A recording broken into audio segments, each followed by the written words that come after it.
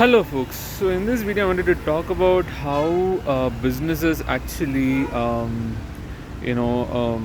show off themselves as a product or a service for elite people, for people with lots of money, or for people with some class or status or some identity, right?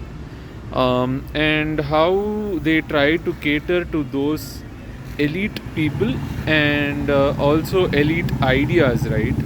Or people with elite aims and ideas.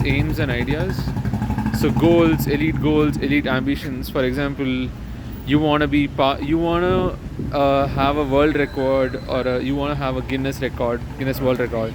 You want to be part of a Guinness World Record, or you want to be part of a group where there are a lot of leaders, say political leaders or company organization leaders like corporate leaders, or you want to be part of a group where most people are rich or well off, with a rich background, where money is just flying around, or you want to be part of a group of people who are pretty smart and are startup founders or something like that, right? Let me give you some examples, right? So, for example, there are some companies that say that we provide communication courses for leaders, right? Now, this communication course, it doesn't mean that only leaders have to buy it, though, because anyone can buy it, right? Like, it's not going to be like, it depends, though. They might actually vet you and process your profile and all, but let's say they don't. They just provide the course. It's an online course, and it's a recorded course, or it's a live online course that anyone can join. But they say that it's especially and specifically catered to leaders, let's say, right? Leaders in the industry. You are a business owner, you're a startup founder, you don't have time to learn stuff, you don't have time, and say you have communication as an important need. You have the need to actually learn communication, because it's a very important thing in businesses to be able to communicate things to your partners, to your employees, your vendors, and whatnot. So, as a leader, you should be able to communicate clearly and with confidence in front of a large audience, small audience, regardless of the situation and place and whatnot, right? So, what happens is, let's say I'm not a leader, I'm not a startup owner or a business owner, and I do have enough time to learn new stuff, let's say, right? I think I do a bit, right? Saturday, Sundays, and all, weekends. And I sometimes do have a fear of talking in front of a large number of people, but I think these days it's way better. I can actually easily talk. But in college, I remember my legs used to shiver and shake on the stage, right? The stage fear.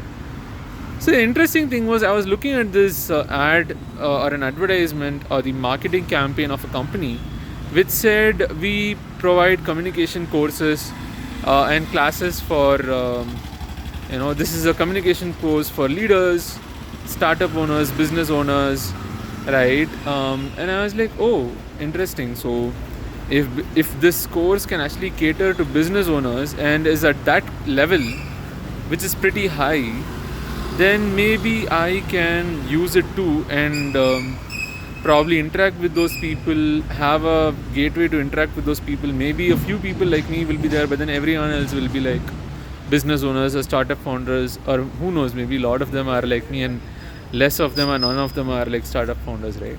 And they have a community where we can talk. But then anyways, like, I'm just saying, like, it's gonna be like, okay, so these are big courses, great courses that only professionals like leaders and thought leaders in the industry, software founders, co-founders, CTOs and whatnot use it, and enroll in this course and enroll in this class, and business owners and startup owners.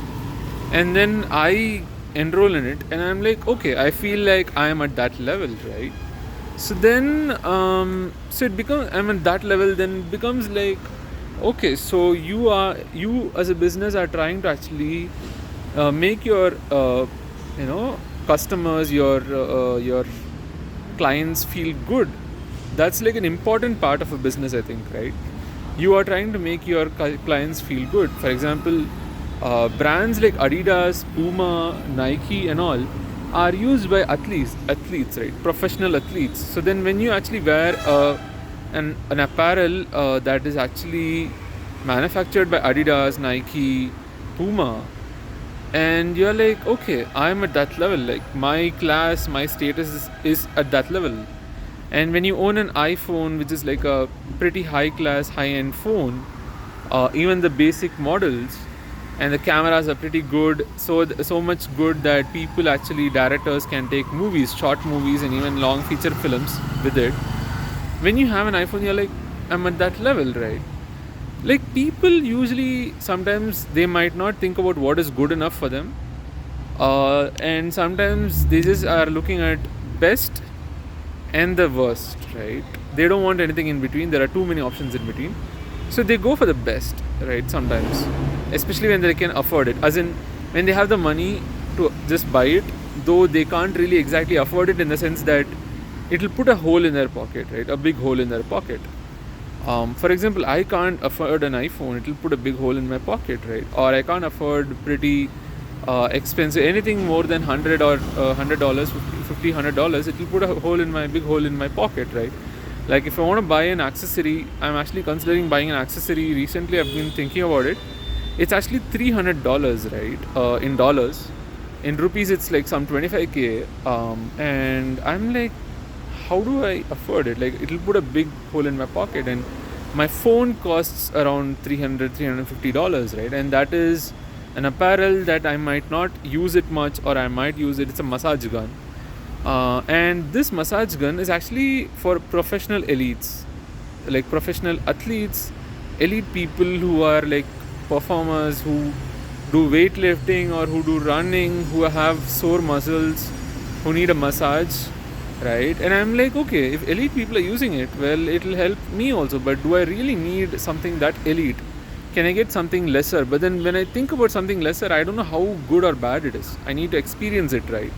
To be able to tell, okay, this company, this model, this brand is good, this model is good, I think this is good enough for me, I can pay this. When it's something like an online thing, I just have to buy it in one go and then decide, right?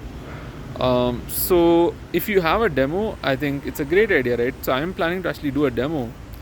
So these are some examples of where you have products and services where they say they are catering to elites or elite people with elite ideas, elite status, elite money, rich money and whatnot. So for professionals, athletes, startup owners, and then the other people who are not that are like, well, big people use it, I can use it, I can afford this.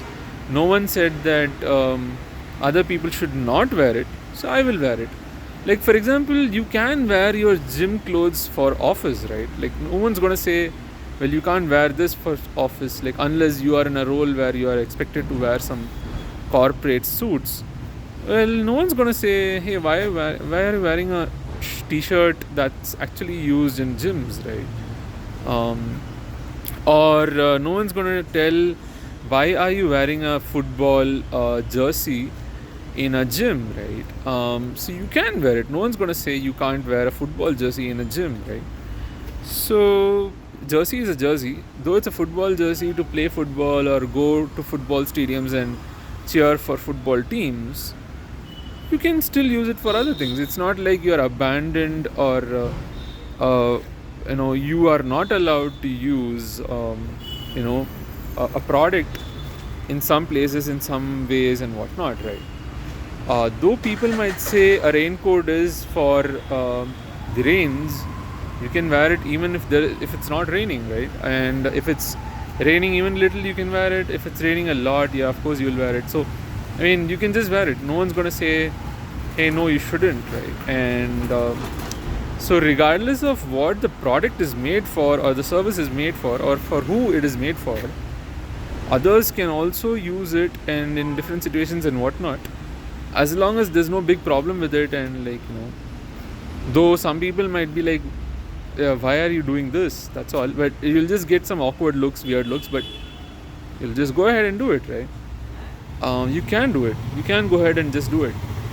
So in that case, for example, for world records, There are services companies that are, for example, saying that we will teach you yoga.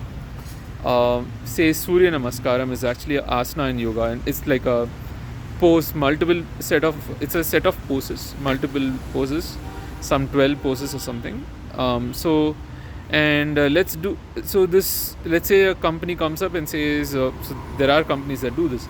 They'll come up and say, let's do Surya Namaskaram, which is 12 poses, 100 times or 1,000 times, and let's do it as a group, right? Let's do it as a group of say 1,000 people doing Surya Namaskaram. 1,000 times is too much, is a bit much. Maybe 50 times, right? So my nephew did this actually. He paid for the event, I think. So people usually go ahead and pay for the event because you need a real estate to actually let people go and stand and do this poses together, and you need to call the Guinness World Record team or any world record or record breaking or record record keeping or score keeping companies that talk about records and keep track of records. So record tracking companies and services, you call them up, for example, Guinness Book of World Records or whatever, right? Call the team and then say that we are doing this as like 1,000 people group, and we are going to do Surya Namaskaram or a set of yoga poses 50 times. Everyone will do it, and everyone will do it mostly perfectly, and you can actually verify it and monitor it while we do it. It's a big ground. Let's say you get a real estate and you pay for it by getting money and donation from participants, and then you can serve participants food, drinks, like some beverages and whatnot, and then give them medals and certificates of participation and completion, and then also make them be a part of a world record, right? They're like, now I'm part of a world record, and this way the company and the service can actually earn money apart from all the operational cost for the teacher, for the people monitoring the people, and monitoring the participants, and for the food and whatnot. And then apart from that, you get some money. You have some money left out from the money that the participants gave for registering and whatnot. Well, you can use it and get the profit and use it for your own wish. Like, as a company, you have a profit, you distribute it among your employees, and you're good to go, right? So yeah, I mean, you can use this idea of like saying that you cater to elite people, elite audiences, and you can also attract other people, or probably just attract other people, and you might not attract the elite. For example, there are fitness coaches, nutritionists who say that we are providing meal plans and diet plans and diets for elite professionals, elite athletes, right? For startup owners, for leaders, for business owners. Or there are fitness coaches who talk about how they are trying to help people who don't have time to work out, especially people who are so busy that they don't have time to work out. For example, people at high positions in businesses, corporate leaders, business owners, startup owners, and whatnot. Well, they will get all these corporate people, very elite people, or they'll just get people like me who are not elite but who still have the money. Let's assume that I have the money to pay these fitness coaches or nutritionists, and I can just go, right? And maybe there might be a mix, right? But they are basically saying they cater to such audience because they can help people spend less time and work out efficiently given an amount of time, and also eat efficiently given an amount of time and energy and money and resources. Eat healthy, eat well, eat good, right? So meal plan, diet plan, and whatnot, right? And also even deliver food to them and whatnot, who knows. So yeah, I mean, it can attract other people also. It's a great way to attract other people and be like, this product and service, this product or service or end services for athletes or elite people, but anyone can buy it with just money. So we are not going to stop you from buying it. We are not going to verify if you're an athlete or a professional, but yeah, generally it's for professionals. Interesting, right? And then people go ahead and buy it, come forward, buy it, no matter who they are, what they do, what their circumstances are. um, so yeah, that's one way businesses can actually sell to you. It's an interesting idea, isn't it? Anyways, I noticed this and I was like, wow, interesting. So yeah, that's all I had for this video, based on some experiences in the recent past, looking at different businesses trying to do this kind of stuff, and then I tried to find some pattern. I was like, wait, there's a pattern here. And I mean, I started thinking about this when I saw the communication course, I think. I was like, wait, but I can do it, and this is a great way to actually attract customers for your business, right? And then I noticed and realized that this is a common thing, probably, right? Because when businesses do ad campaigns, advertising campaigns, marketing campaigns, they show off how big people, say celebrities, use their products. Say for this massage gun, Virat Kohli is an Indian cricketer, popular Indian cricketer. They say that he uses that massage gun. Maybe he doesn't, but he is one of the ambassadors of the company, right? Company's products. So you're like, well, if Virat Kohli he uses it, well, you could use it too. No one's gonna stop you. You just need to pay the money and you can use it, right? But do you really need that kind of professional level of stuff? How much do you need? How much don't you need? Is something that you have to decide actually, right? Anyways, so yeah, that's all I had for this video. I'll see you in the next one with something interesting, hopefully. Though the hope depends on me only. I don't believe in God. I don't depend on God, and I don't hope based on the universe and fate and stuff like that. I just hope based on me. So I'll surely come up with something interesting. I'll see you in the next one. Bye bye.